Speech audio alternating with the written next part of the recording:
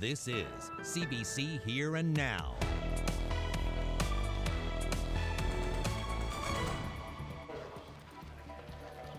A guilty verdict for Joshua Steele Young, who caused a crash 2 years ago that left Megan Party paralyzed. While all our cemeteries aren't of national historic significance, they are very special and sacred places. This new Center for Ministry doesn't impact those areas, not that we know of. Mixed reaction to plans for an extension on the Anglican Cathedral. Some have objections to its design and location. Good evening and welcome to Here and Now. I'm Carolyn Stokes. Joshua Steele Young has been found guilty of dangerous driving in the crash that paralyzed his ex-girlfriend. The verdict was read out in Supreme Court in St. John's today. Here and Now's Katie Breen was there. Quiet tears filled the courthouse today as Justice Frances Knickel reviewed the facts of the case. She retold varying accounts of the crash in painstaking detail. A life-changing accident on a snowy day, March 2017. But according to Justice Knickel, it wasn't just the conditions outside the car that led to the rollover. Conditions inside the vehicle contributed too. Joshua Steele Young and Morgan Party had been in a tumultuous relationship. They had just broken up, but went on a drive to talk. They started arguing. Steele Young sped up. He was gunning up the passing lane. Party was terrified.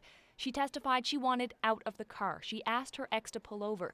She said she took off her seatbelt to show him just how serious she was about wanting to be let out. Moments later, a crash that would keep her from walking ever again. Accident investigators estimate the car was going 130 kilometers an hour when it left the road.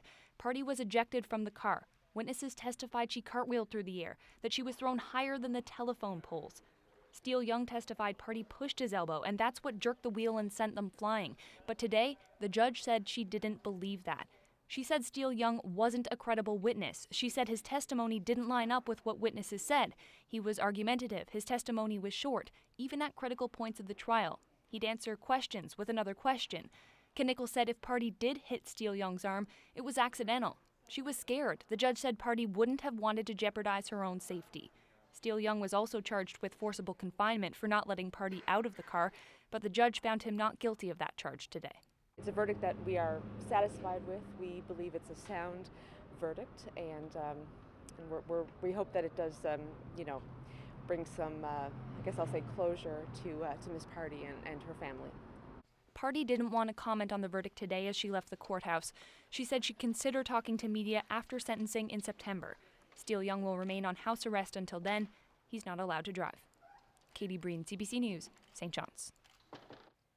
Well, it was a mix of praise and condemnation from a church pews last night. As we told you last night, there was a meeting to discuss an expansion to the Anglican Cathedral in St. John's. Council heard concerns about the design and location, but also pleas for a bigger space. Here Now's Meg Roberts was there and has more. There were cheers in support of the expansion and cheers against, and City Council says it was listening to both. Council will vote only on the design of the annex August 5th, which has received criticism for looking too modern. Residents are worried if one church moves towards a contemporary design, what will stop others? And the beloved historic St. John's Church District might not look so historic. This is serious. And what seems to be, we're just going to accommodate a little building to help with offices and multi-purpose space could have significant ramifications for the long term of our city. For St. John's resident Kathleen Noling, it's what's underneath the proposed addition that causes her concern. She believes her great-great-grandmother is buried in the cemetery outside the cathedral. I think where they're resting after lives of horribly hard work and deprivation, that area should be respected. Church records show there were less than 4,600 people buried, and many of them have been moved. But historians have said it could be way more. Exploratory holes were dug around the proposed construction site, and no human remains were found. If we're excavating and we do happen to find some remains, then there is a protocol in place where everything stops, and then there's an assessment done, and the next step is, if it's one bone, then that's one thing, but if it's multiple remains, then that's something separate. According to the group leading the expansion, they need more space to better serve the community. Parishioners say it's not so much about the building, but the actions that come out of it. At the end of the day, the church is not just a building, it's what the church can do. So the building is really important for worship, and it's a beautiful place, but it's what the congregation or the people here are able to do to make an impact on the community. They're hoping council will see it that way too. Meg Roberts, CBC News, St. John's. Well, it's the oldest and largest road running race in the province. The Tely 10 always attracts a big crowd, and that's where our Jeremy Eaton is tonight. Jeremy. So Carolyn, yeah, we're hanging out here at the Remax Center in St. John's. People are busy picking up their race kits, which includes their bibs, so they can get ready to be on the start line on Sunday morning. We got lots of stories on this coming up throughout the show. For now,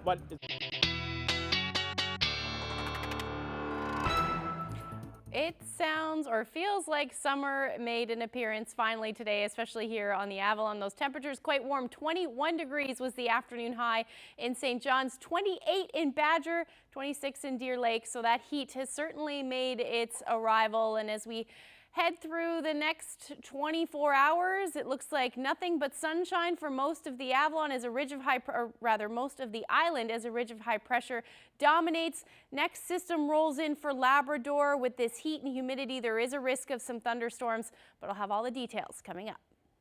Thanks, Ashley. Well, the Office of the Chief Medical Examiner has confirmed the identity of the fourth victim of the Mestaston Lake plane crash from last week. The remains were recovered by the RCMP on Wednesday. Police say it was a 50-year-old man from this province. He was one of the 2 fishing guides aboard. 4 of the 7 people who were on the float plane have been found, all deceased. Police say search efforts continue today for the remaining 3. Police in St. John's made a substantial drug bust this afternoon. Officers arrested a 31-year-old man for trafficking and possession. Police say they seized 4 kilograms of cocaine with a street value of about $500,000. The seizure is part of a larger drug crackdown by police in the Northeast Avalon called Operation Rebellion.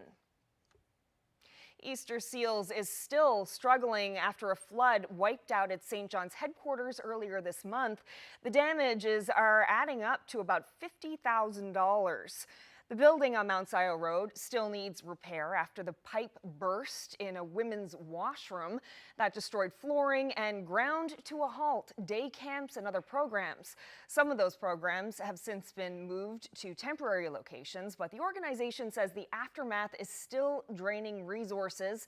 The nonprofit is making a plea for public donations to help it cover those costs. And we have new details tonight about the contract dispute that sent Steel Honda workers to the picket line. Workers picketed outside a neighboring Steel dealership yesterday where vehicles are being sent for service during the strike. The union says Steel Honda wants to move to a 2-tier pay system where new workers would be paid less than their colleagues. The company says it respects the striking process and is working to reach an agreement. But Steel Honda is not commenting specifically on the contract negotiations. Husky Energy has finished installing equipment that replaces a part involved in last November's oil spill at the White Rose field. This flow line connector is being blamed for the spill, which released 250,000 liters of oil into the ocean. That portion of the field has been shut down since last fall. Remotely operated vehicles and a crane were used to lift the flow line ends so they could be fixed and tested. Husky expects to finalize the installation in the coming days. It then wants to resume production. The CNLOPB says that despite Husky's progress with the repair, full production will not resume at White Rose until the board is satisfied with the work.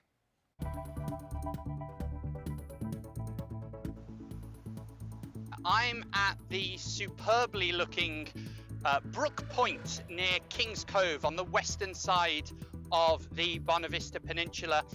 Well, it could be Newfoundland's next world-class heritage site. Just ahead, we go to the shores of Bonavista Bay.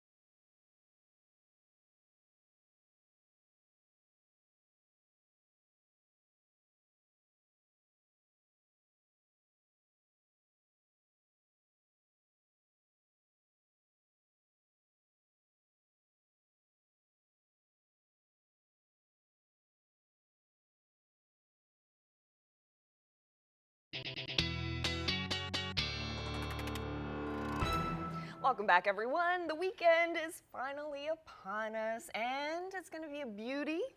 For the most part, for the island anyway. Oh, okay. Yeah. Sorry, Labrador. Yeah, not so nice up there. But yeah, temperatures today, beautiful. Gorgeous. Sitting in the 20s. If we take a look at some of the highs, 21 degrees for St. John's today, 28 in Badger, 27 in Deer Lake, and then we've got temperatures up in St. Anthony as well, 24 degrees. And Hopedale, 18 this afternoon. Now those temperatures still lovely. A beautiful evening out there, 24 degrees right now in Happy Valley, Goose Bay. St. John's sitting at 19 degrees. And then we've got that 28-degree temperature still in Badger. So we did see a few afternoon showers developing, or did develop this afternoon for eastern Newfoundland. Same for the St. John's area, metro area. Saw some showers, brief shower, and that moved off. That sunshine has returned, and you can see the showers are starting to make their way in through Clarenville, and then they'll continue to spread a little bit further east, and then they should diminish or go away as we head through the night tonight. We've got the next system that's going to roll in up through Labrador, and with that we're going to see some showers move in overnight, heavy at times as well, but generally looking at a quite lovely evening. So anywhere from 11 to even 16 degrees for Gander tonight. Those winds out of the southwest, 10 to 15 kilometers per hour, so generally light. Along the west coast under clear skies, Corner Brook 13 degrees, Port aux Basques 13 as well, and up through St. Anthony sitting at 15 degrees is your overnight low tonight. Now again, still have that chance of showers in for Happy Valley, Goose Bay, Lab City, 17 degrees overnight, west southwesterlies 15 to 20 kilometers per hour, and then Nain 12 degrees is your overnight low. 16 in Cartwright with those winds generally light overnight tonight. Now tomorrow, absolutely gorgeous for the island. Some brisk winds though, especially up through the northern peninsula, 40 to 60 kilometer per hour gusts, otherwise generally light winds.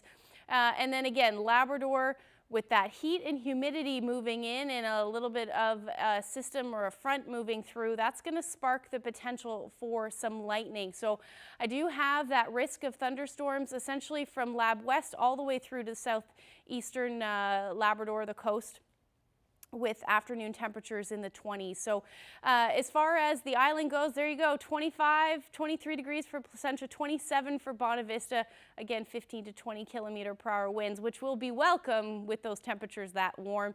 29 in Grand Falls, Windsor, that humidity making it feel a couple of degrees warmer. Twillingate 27, nothing but sunshine, it looks like, right through to Corner Brook. Stephenville a little cooler, same for Port aux Basques. We're going to see a little bit of an onshore wind there. And then up through the northern peninsula, 26 degrees for St. Anthony, and then there's that risk of thunderstorms I have in for Mary's Harbor, Cartwright, still in the high 20s tomorrow, and then same through to Churchill Falls, Lab City, 23 degrees. There's those westerlies, 30 to 50 kilometers per hour, and then along the coast. Nain actually looks like it should stay quite sunny, 17 degrees. And Makovic looking at that risk of showers as well, maybe the chance of a few rumbles of thunder. So looking ahead to Sunday when we get back, it does look like it'll be a little bit cloudy, but I'll have all those details coming back.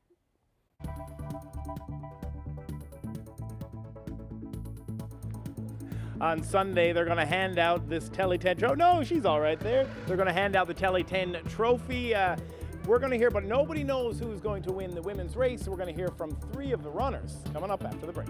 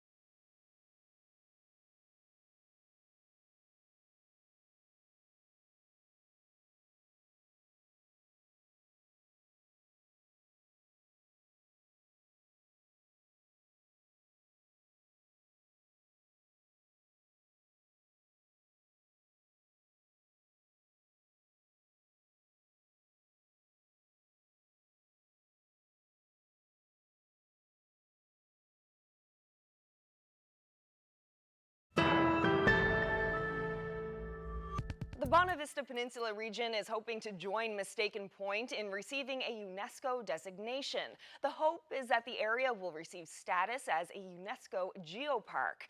Some evaluators with UNESCO have spent the past few days out there looking around, and one of their guides is Oxford University researcher Jack Matthews, who joins me now from somewhere along the northeast coast. Mr. Matthews, can you describe where you are right now? Hello there. I'm at the superbly looking Brook Point near Kings Cove on the western side of the Bonavista Peninsula, just one of many communities that are coming together to work towards UNESCO Global Geopark status. You can see behind me here the wonderful, vari-coloured rocks here. We've got all sorts of colours, and we're using this site to teach a little bit of geology to any visitor who comes here. It's a very nice hike along the trail, and then you can learn a bit about why these rocks are the colours they are, take in the absolutely superb scenery, and then maybe go on to one of the many other geosites around this region. And what is a UNESCO Geopark designation, and how is it that different from the designation in Mistaken Point? So a UNESCO Global Geopark is when a region comes together and it wants to celebrate its geology and use it combined with its cultural and historic importance, bring those things all together to teach people about geology and also, really importantly, for sustainable economic development. So the communities in this region, from Trinity to Tickle Cove, have all come together, and they're using their unique geological heritage and combining that story with the wonderful rich history around here, the culture, the food, and the brilliant people and the storytelling, combining all that together to sell their Earth history to the rest of the world. So tell us about this visit from the folks at UNESCO, because you've had some company there the past few days. What's going on with that? So we've had two evaluators here from UNESCO all of this week, looking at the sites, looking at how the communities work together and how we use our geological story here to underpin the other elements of the tourist industry and the cultural heritage here. So Elliston is a classic example. People might know Elliston for the puffins and also for the root cellars, but there's an interesting geological story to be told there of how that puffin colony is there because of geology and geological processes, and also the root cellars. They are there because of an area where the soils were poor, you could only grow certain things, and you needed to store those roots throughout the winter to get by.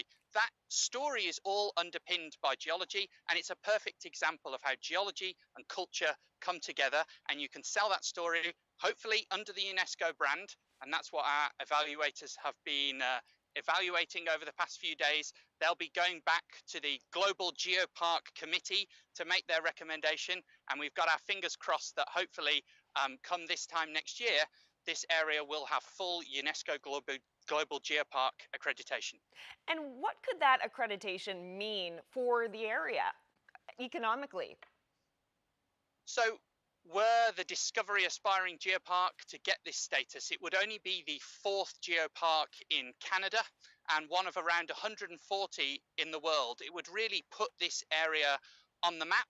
You become part of a global family of geoparks that cover the entire planet and all take part in celebrating each other's important geological stories. So it would be a real boom to the local economy here, and it would draw people in not just to the municipalities which are well known for their tourist products, you know, Trinity and Bonavista. It would be a great thing for the smaller communities like Kings Cove, bringing people here so that they can see the wonderful landscapes, the wonderful coastline, and the wonderful geological stories that they can tell. Well, Jack Matthews, good luck with your visit and safe travels back to Oxford. Thank you very much. Let's head back to the Remax Center in St. John's as racers prepare for the Tely 10 this Sunday. Jeremy Eaton is there picking up his own race kit. So, Jeremy, the race turns 92 this year. That's a lot of history. There is a lot of history, and there's one person who knows more of it than anybody else, and that's our guest, Joe Ryan. And Joe Ryan actually won this race in 1969, 50 years ago, Joe. 50 years ago. It was kind of a remarkable year because I ran my first Tely 10, I ran my first marathon, and then the Americans put the man on the moon. And then I got overshadowed by the first female runner to enter the Tely 10. Now I want to get back to that, but I want you to tell our audience, what was the Tely 10 race like 50 years ago? It was very small, probably 8 or 10. It was held on your track for the second laps around the track. That must have been a nightmare. It was rather a daunting task. Not a whole lot of scenery, no gentle inclines to test your strength and your resolve, no downgrades where you could coast a little bit and kind of rest a little bit, and of course any spectators present could see the whole race, not just like part of the race as they do now from a position on top of the road someplace. Now Joe actually literally wrote the book on the Tely 10, but you also have run it more times than anybody else. What Tely 10 will this be for you on Sunday? This will be number 47. So you missed 3 after you won it. I missed 3. I was out of the province for, I think, all of them. And in those days, back in the early 70s, there was very little publicity on the Tely 10. And if you weren't part of the running community, shall we say, you didn't know it was on. There was no publicity whatsoever. Now, when you won the race in 1969, it was a very special year because that was the first year that a female entered the race. Could you tell us a little bit about her? That was young 16-year-old Jackie Kane. She was a track athlete. She held the provincial record for the 800 meters and the 1500 meters. She had been a member of the Newfoundland track and field team, which competed in the first Canada Games in Halifax, Nova Scotia, and I was on that team, by the way, as well. Jackie entered the race to see if she could finish it. She had never run any more than probably 5 miles in her whole life, so now she wanted to do this Telegram 10-mile race, and she wasn't scared off by the all-male competitors, right? So 50 years later, well anyways, Joe, thanks. Appreciate your time, man. Thanks so much for that, and good luck on Sunday. Okay, thank you. Now, as Joe just said, it's been 50 years since the first female ran the race, but this year it's going to be a very tight race because there are 3 strong female runners, and I caught up with them this week, and here's what they have to say about the big race on Sunday. 3-5-4-6. 3-5-4-6. Your ID, please. Of course, there's that little bit of pressure, but you know, I'm just going to go out there and run the best I can. You know, that's all I can do. I think people think that there's more pressure on me than I actually feel. You know, I know that I've put the work in, and I'm just, you know, ready to race. I just think it's exciting. You know, I'm looking forward to having someone to push me, and I think, you know, with anything, you know, you can run faster when you've got someone pushing you. So, yeah. Are you nervous at all? I think a little bit nervous, but it's good nerves. I mean, there's always a little bit of pressure there. You want to be able to kind of live up to the hype and the expectation and be able to perform well. But at the same time, I think it's just exciting to feel that I'm included in a bit of that hype and excitement, and to be able to lace up and run in that race, I think overall is just an exciting feeling. Yeah, I've certainly put in a long, hard year of running this year. It was a tough winter getting through, and have been doing lots of running, but kind of just riding it out, and body's still holding up. So hopefully it'll all work out for me. It's going to be an exciting field to be a part of, and I'm just happy to kind of be in the mix with it. So see kind of how it unfolds and see if it helps to pull me to a fast time. It's awesome to see. I think this is the greatest depth we've had in you know, the top of the field for women's running since I've been a runner.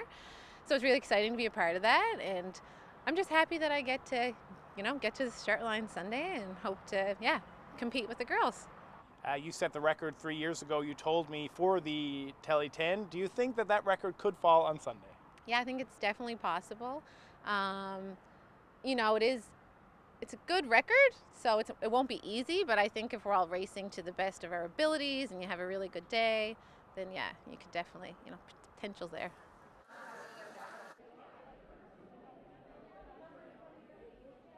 So it's pretty much a foregone conclusion that Colin Fewer will win the race, but now who's going to win for the women, that remains to be seen. Now, we got a lot more coverage here about the Tely 10, including 2 police officers who are some of the fastest runners in the province. You probably don't want to get on their bad side if you're a criminal, because they could easily track you down. Reporting live for Here Now, I'm Jeremy Eaton in St. John's. I remember coming to idle down the tractor and then walked up to the barn, yelled out to my uncle that I needed 911 and my arm was gone. After the break, we take a look back at a previous segment of This Is My Story featuring Billy Woods.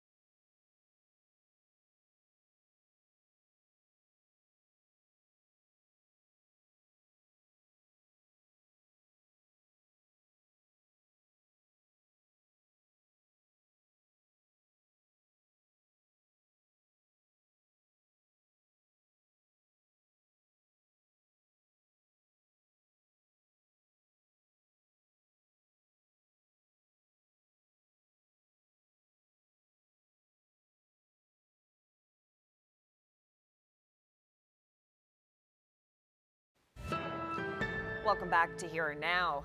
Well, on the Here and Now series, This Is My Story, we've been checking back with people who've dealt with life-altering circumstances. Our production team is working on some great stories for next season, but while we wait, let's revisit a story from earlier this year.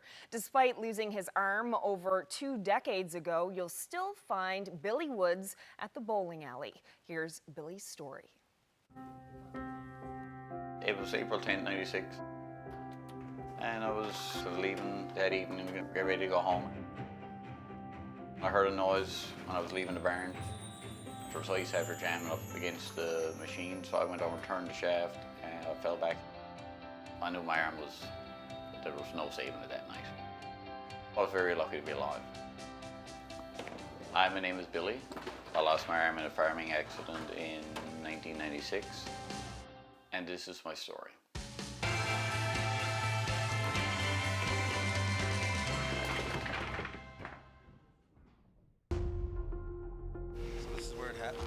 Yeah, this is the beast. Yeah. This is where I almost lost everything. My coveralls must have got entangled here in this little knob stuck off in the power takeoff.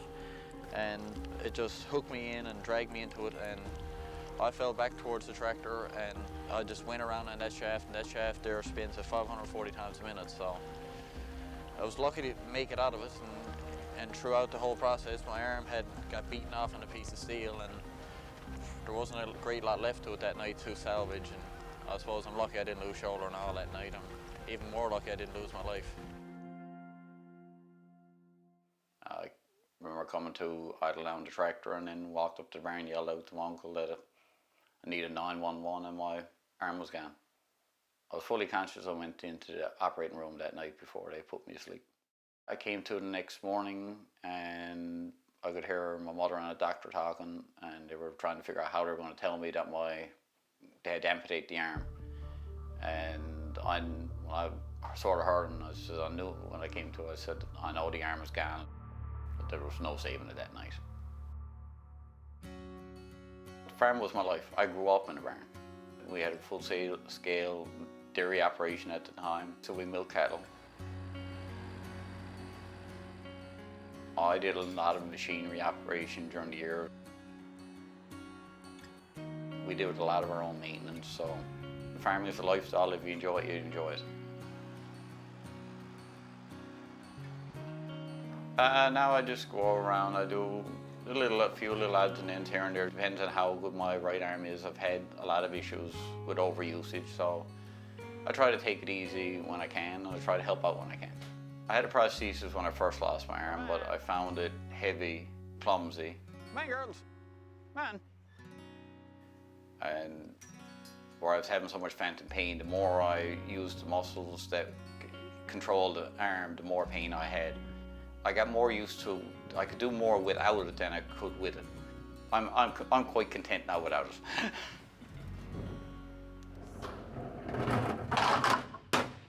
I started bowling, I guess, when I was probably 10, 12 years old. We used to bowl the Atlantics just about every year. Most years it was in Prince Edward Island, so that was my holiday. I'd go away for a bowling trip. I rolled in several leagues till I lost my arm. A couple of weeks after I got out of hospital, I called Fred Hawko up at St. Pat's, and he was encouraged me to come back and try whenever he feels up to it. It felt good to be back and to be bowling just as well, or probably even better than I did before I lost my arm. I rolled with a great group of guys, and through the span of 8 years, I think we won 6 out of 8 years. But the highlight of my career really came in 2013 when I made this Holly Lane's men's team. We got the right to go to the Nationals. The Nationals that year were held in St. John's. At Holly Lane's the finals were. I think there was no other feeling in the world. It just give you pins and needles just to know that you're a national champion. I was bowling up till 3 years ago, and I had elbow issues, so I'd stop bowling altogether. I started this year, I went out for a bit of fun one night, and I said, well, I don't feel too bad. So I've spared a couple of nights since, and I'm not throwing a great ball yet. I'm still a little rusty. I still struggle with some basic things. I used to be really stubborn at first. I wouldn't ask for help. But now if I go somewhere, if I got a coat on or a hoodie and it needs to give a zipper up, is there someone there? Instead of struggling with a zipper, now I'll ask. I lost my pride, I guess. The most difficult thing I had to deal with is actual phantom pain. Unfortunately, it doesn't go away. It affects my short-term memory at times, and sometimes even there's parts of my past that I just don't remember.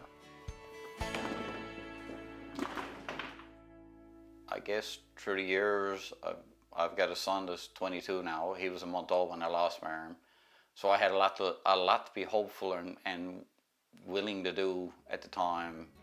I guess I call him a little bit my inspiration. And the fact that I knew I should have been dead at the time. I'm a happy-go-lucky person, and I try not to let most stuff get me down. There is times that you do get a little bit upset and distraught with yourself when you struggle with stuff, but you can't give up on things. You got to take life by the horns and deal with what you're done with and just move onward.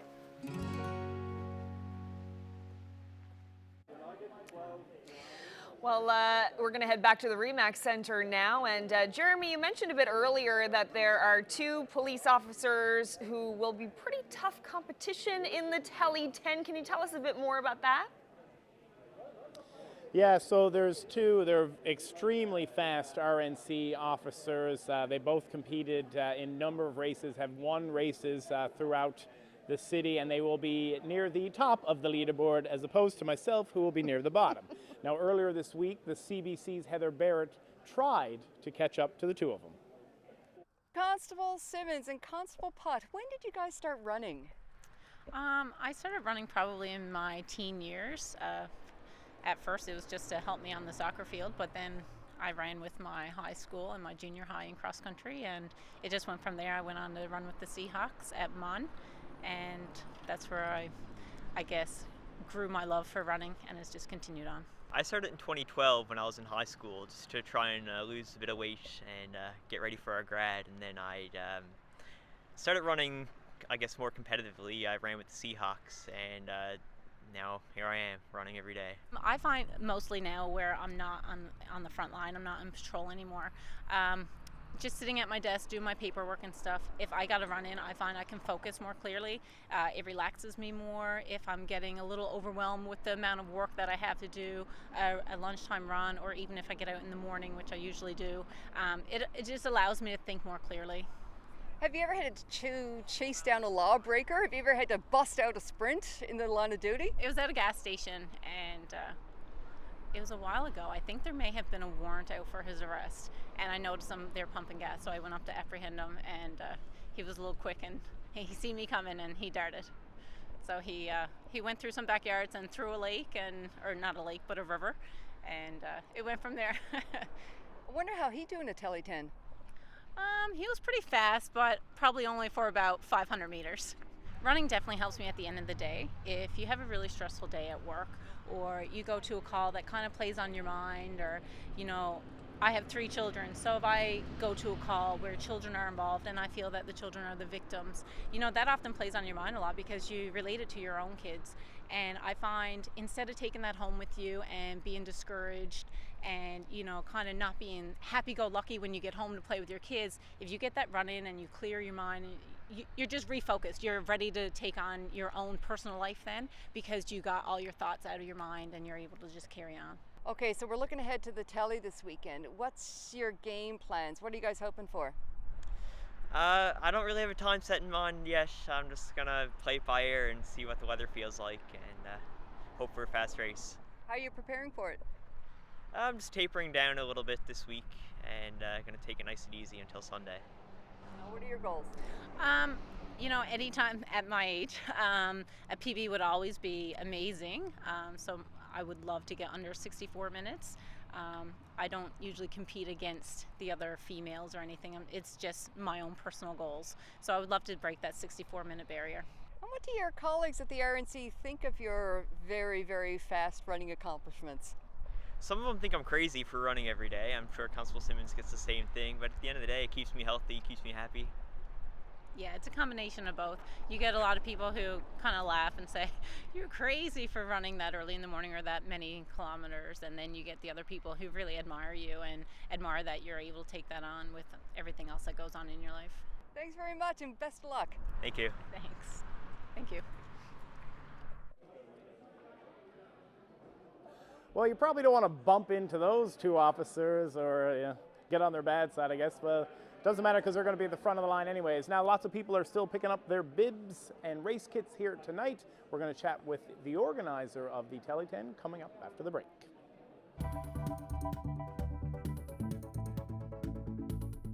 Searching the sea from the air, we join DFO scientists as they look for the endangered right whale.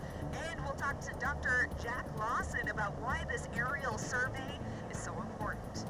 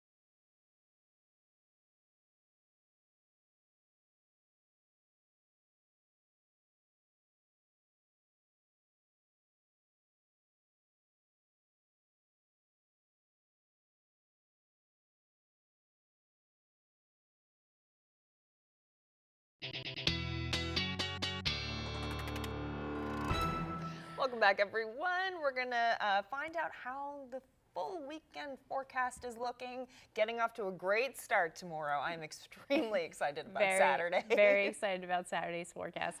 It looks absolutely beautiful tomorrow. We'll jump right back into that, just in case you missed it a little bit earlier. Plenty of sunshine across the island. Temperatures in the mid to high 20s for most of us.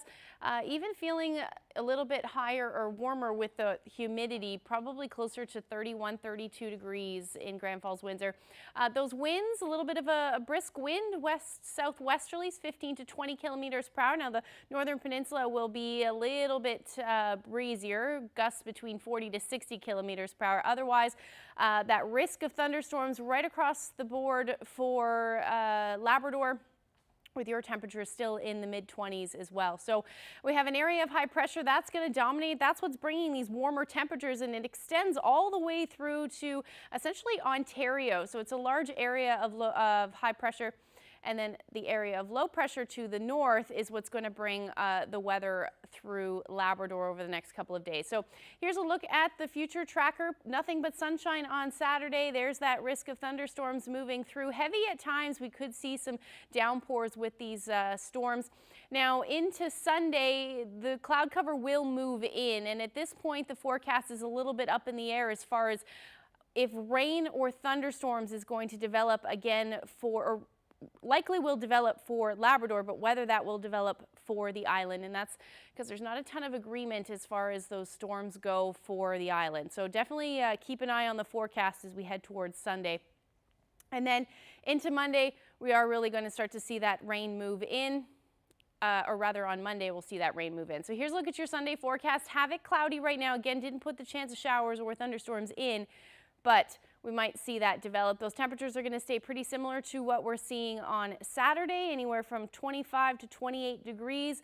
The Straits 17, Cartwright dipping though. We're going to start to see those temperatures drop down up through Nain as well, going down to single-digit high, 7 degrees, and then hanging on to those temperatures in the 20s for both Central and Lab West through the day on Sunday. So we'll take a look quickly at what the forecast looks like over the next 5 days. Monday, it does look like a return of that sunshine. Tuesday, a chance of showers, and then Wednesday, looking at some more cloudy periods, but staying in the 20s, so that's certainly good news there.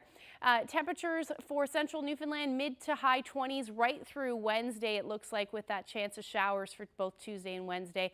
And then for western Newfoundland, sunshine for most of the weekend. Again, Sunday a little bit up in the air, definitely cloudy. And then Tuesday, that return of that potential for some showers. Up through Labrador, eastern Labrador, looking at high 20s and then dipping into the closer to the low 20s for the rest of the week, with unsettled conditions, generally looking at that chance of showers through western Labrador as well. And Wednesday, 21 degrees. So just wanted to show you a quick forecast for the conditions for the Tely 10 road race. A little bit humid, as I mentioned.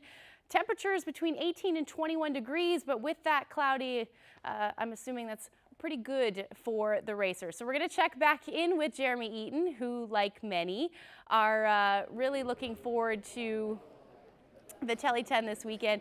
So he's standing by. I don't think I'm looking forward to the Tely 10. It's just one of those things that I signed up for, and now I got to do it. And I'm not going to do well in the humidity because I'm a sweaty guy. But anyways, this is Randy Ball. He is the race director for the Tely 10. How you doing, Randy? Fine, thank you. Now, there's a few changes. The start line's moved. Can you tell us a little bit about what's going on there? Yeah, well, this year we were forced to change the start line because of the construction of the roundabout at McNamara and Topsail Road. So it's not going to be completed, and it wouldn't be safe to have our runners take that route. So we moved it back now to the original start line opposite Arctic and Palm. Now, if people who know the Tely 10 know that you come down Military Road, but the Rollins Cross traffic circle, roundabout, whatever people call it, has a few blockades there. Is that going to be moved, or people have to move around that? Oh no, the blockades are all going to be taken away. The city's assured us of that, because if we didn't do that, then of course that would change the route and change everything. So yeah, they'll all be taken out. Now, this is the 92nd running. How are you feeling just a couple days away from the race, Randy? I feel very good. Like, I mean, our registration is down. We're a little disappointed by that, but those things happen. I think it'll pick up in years to come. The weather looks like it's going to be warm, but hopefully not too humid. We got over 4,000 runners that are signed up and ready to go. So I'm hoping it's going to be a good day, and I'm sure it will be. Well, I appreciate your time, Randy. Thanks so much. We're just going to pop over here really quickly. Susan, how you doing? Great, thank you. So you got a lot of sneakers here. What's going on with this? Well, we're collecting sneakers. The Tely 10 runners will pop by, donate their gently used running shoes, and this year we've donated them, and last year, to the Gathering Place. You got a lot of shoes here. How many pairs do you think you could pick up this at the race kit pickup weekend? Well, last year we had 1,019 pairs. It was a phenomenal year. I think it's down a little bit this year, but so far we have about 450 pairs. Well, I hope you get more sneakers here over the next. This runs a bit tonight and then again tomorrow. So thank you very much for your time. That's it for me right now. So reporting live for Here Now, I'm Jeremy Eaton in St. John's.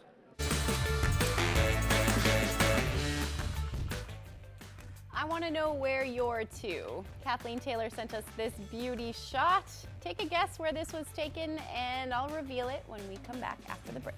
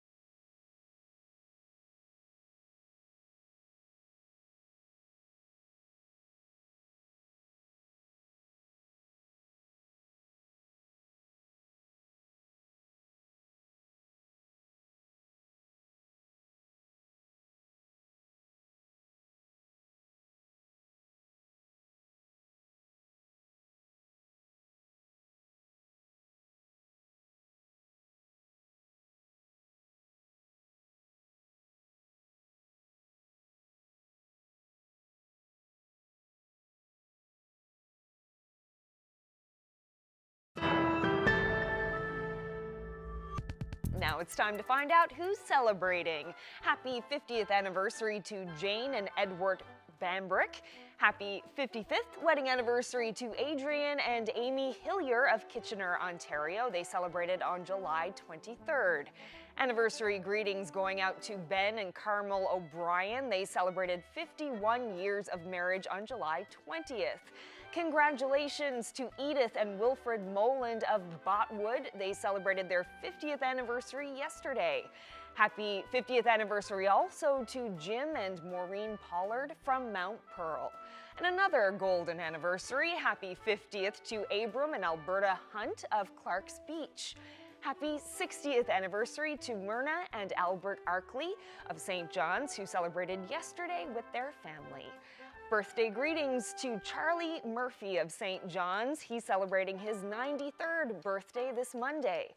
Birthday greetings to Lita Goodyear of Carmenville, who turned 91 on July 24th. Love from family and friends. Happy 50th anniversary to Annie and Kevin Holohan of Summerside. They will celebrate on July 31st. Happy 55th wedding anniversary to Lar and Bernice Aylward. Wishing Olive Keane of Wesleyville a happy 97th birthday tomorrow. Verna and Nelson White from Cox's Cove are celebrating 59 years of marriage tomorrow. Congratulations. Happy 50th anniversary to Tom and Stella White of Dildo. Love from family and friends. Happy 55th anniversary to Edgar and Gertie Smith of Gooseberry Cove, Trinity Bay. They will celebrate on July 30th. Happy birthday to Violet Abbott, who turned 90 yesterday. Lots of love from family and friends. Wishing Alice and Frederick Francis a happy 53rd anniversary. They're from Burnt Islands and now live in Port Basque. Happy 64th anniversary this Sunday to Bruce and Francis Pittman of Pilly's Island, now living in Badger. Happy 63rd anniversary to Donald and Shirley Locke from Corner Brook. They celebrated July 24th and are the parents of CBC colleague Gary Locke, who is directing tonight's show. Congratulations. John and Ruby Chapman of McCallum celebrated their 50th wedding anniversary on July 22nd. Congratulations. Anniversary greetings to Andrew and Mildred Rousel of Leading Tickles, who are celebrating their 70th anniversary tomorrow. Happy 92nd birthday to Teresa Butt of Carbonear. Rod and Gladys Watts of Norris Point, Rocky Harbor, are celebrating their 50th anniversary today. Also celebrating their 50th anniversary today are Pat and Joan Cheeseman. Congratulations. And happy 55th anniversary to Adrian and Teresa Healy of Southeast Placentia. Fine crowd. So let's check back in with Jeremy, who's at the Remax Center. And Jeremy, you have been very busy this week. You were at the Killick Games, triathlon training, Camp Hollywood, and now the Tely 10 at the Remax Center, where people are picking up their race kits. You've had quite a week. Yeah, you know, it's been pretty busy. We got to see a lot of people. We got to meet a lot of people and learn a lot of things. I do have to mention that after my breakdancing, my hip is a bit sore, so that could affect my running. But I tried really, I didn't train really hard this year, but I did try really hard to get a low number. I was trying to get number 1 and I couldn't pull it off. So I am number 3. So this is the lowest I'll ever be in the Tely 10, because I'm probably going to finish like 1998th. I'm not going to be very swift on Sunday. I'm going for what we call a personal Don't sell yourself worst. short yet. Your hip is fine. Yeah. Oh yeah. Thank you very much. Oh, we'll see. It's you know, it's just a bit of fun. Anyways, the Tely 10 is set to go on Sunday. It's going to be a hot day, according to Ashley. So it'll be a lot of fun. There'll be a lot of runners out, and everybody will hopefully have a good time when they make it to the finish line. And Carolyn, I guess I'll see you next week. Yeah, and good luck to you on Sunday, and good luck to everyone else taking part in the race. Yeah, it's going to be pretty fun. Yeah. But warm. Warm. The weather looks great, I think, with a little bit of a breeze. So. Excellent. Yeah, it'll be nice. And you have a nice picture to show us here of the icebergs. We're not getting too many iceberg shots these days. Gorgeous photo there. Yeah. It was sent in by Kathleen Taylor in the it's a view of the Exploits Islands. Oh, great. Yeah, gorgeous view. Sunset and a iceberg. Can't go wrong. Nope. If you have any other photos you'd like to share with us, send them to nlphotos@cbc.ca. Well, that's it for us tonight. Have a great weekend, everyone, and we'll see you on Monday. Good night.